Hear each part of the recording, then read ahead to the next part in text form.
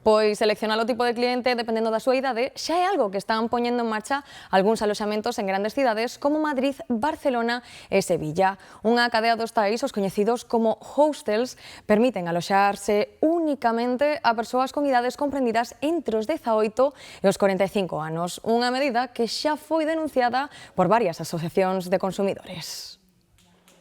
Non se coñecen os motivos, pero unha cadea de hostais que opera por toda Europa xa selecciona a idade dos seus clientes para poder aloxarse.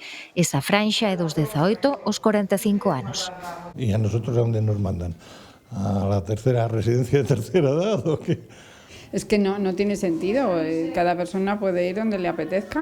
De momento, esta medida afecta a un tipo de establecemento en concreto, os coñecidos como hostels, é dicir, lugares máis pequenos e baratos, dado que as instalacións son compartidas.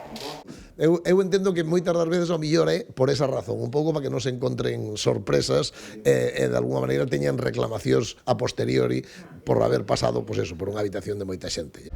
As cidades afectadas son Madrid, Barcelona e mesmo Sevilla. Aquí incluso a idade baixa ata os 40 anos.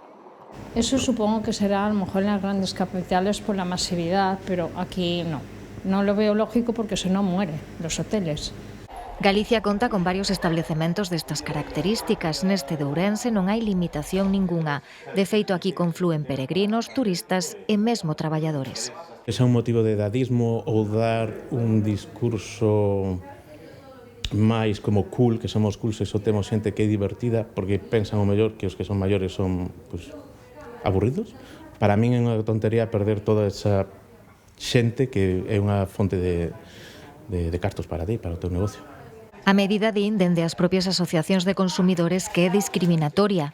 Están cometiendo una infracción en materia de consumo. Claramente la ley prohíbe la discriminación en el acceso a los servicios en función de la edad. En calquera caso, como clientes deberase reclamar e o establecemento podería ser sancionado. Varias asociacións de consumidores xa denunciaron estas prácticas.